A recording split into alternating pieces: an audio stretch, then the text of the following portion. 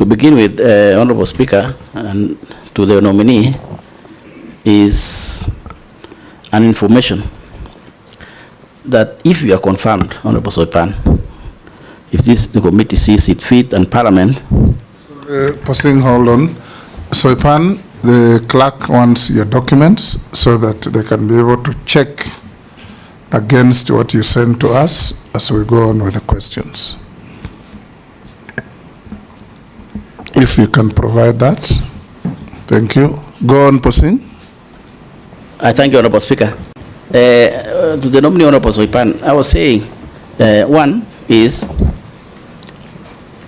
this North Rift conflict, which of course KDF were brought in accordance with the law.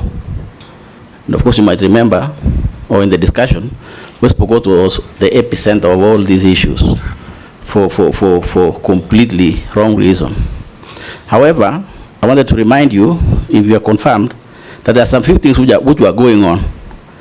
And I hope when you come in that you don't forget, so I want to give it for your list. There were projects which were to be done. And absence of war, Honorable Soipan, through Honorable Speaker, is not necessarily peace.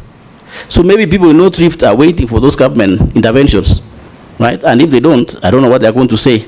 So there are two places which the government had not or have not completed deploying KDF. One is a place called Sokoto, and another one is called Kamele. This is epicenter of conflict in North Rift. I want you to note.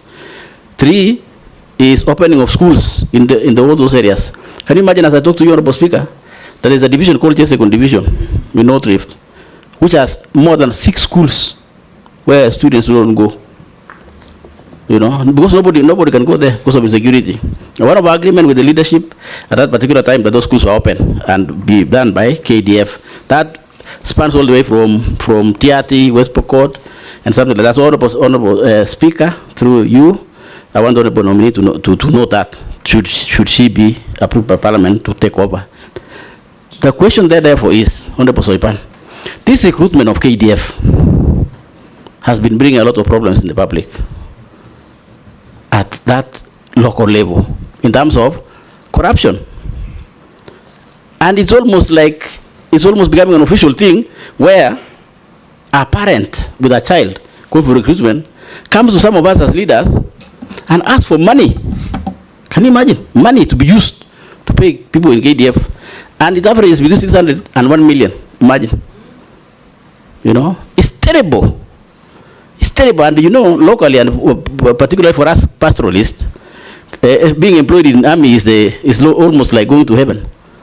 You know, it is the best job, actually, from where I come from. It's actually the best job.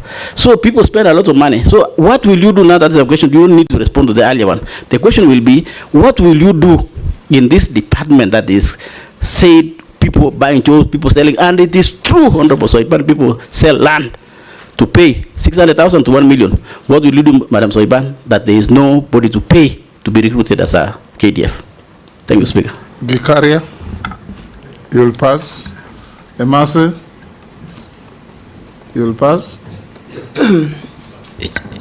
Chairman, I just want to add on to what Honorable Pkosing has said.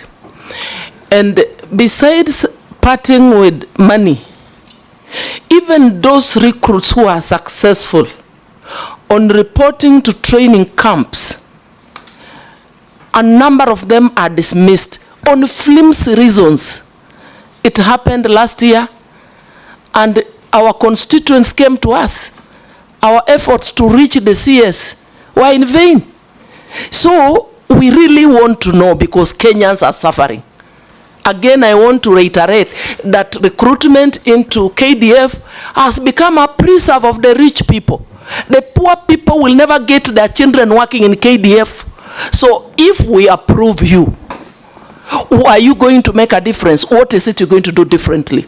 So that opportunities are open and available to all Kenyans, irrespective of who you are and where you come from, on whether you have land to sell or not. That is a very serious issue. Honorable Nominee, we need your response to that. Daud. Thank you, Mr. Speaker.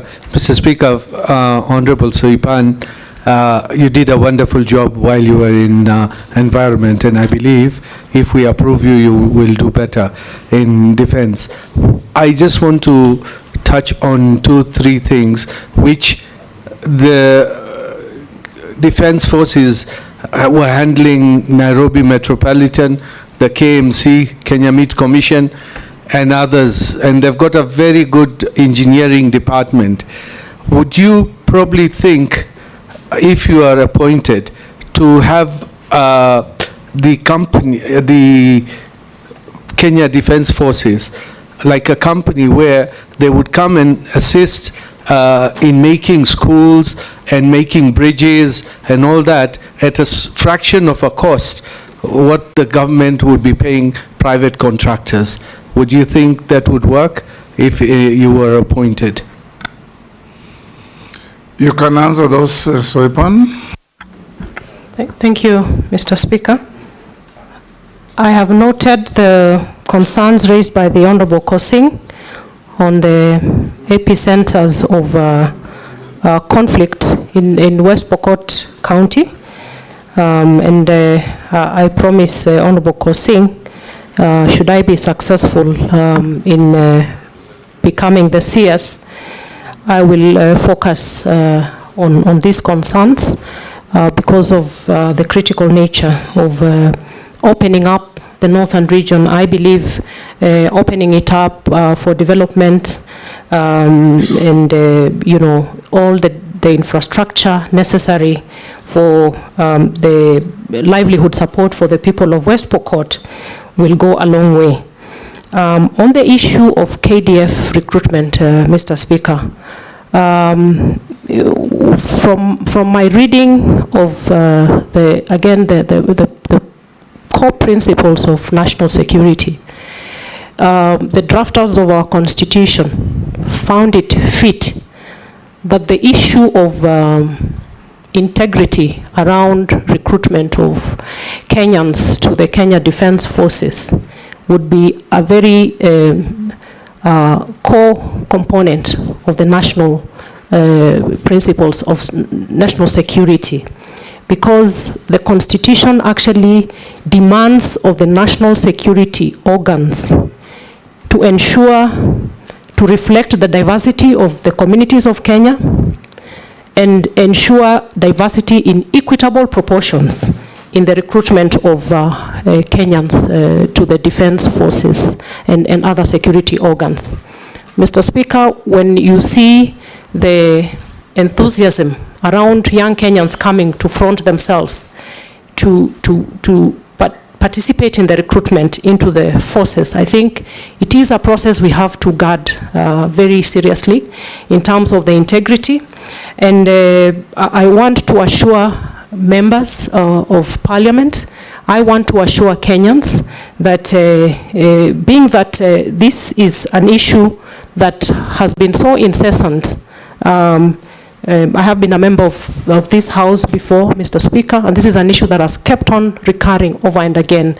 And being that the chairman of the line committee on defense and national and foreign relations is a member of this committee, I can commit, Honorable Speaker, that I will take time to evaluate the standard operating procedures of the KDF recruitment process, and with a view to identify the gaps to make sure that we adhere to the strict requirement of the Constitution in terms of the integrity around the recruitment process, Mr. Speaker. When Kenyans front themselves to be in the front line of the defense of our country, it's only fair that we afford that opportunity on an equitable measure.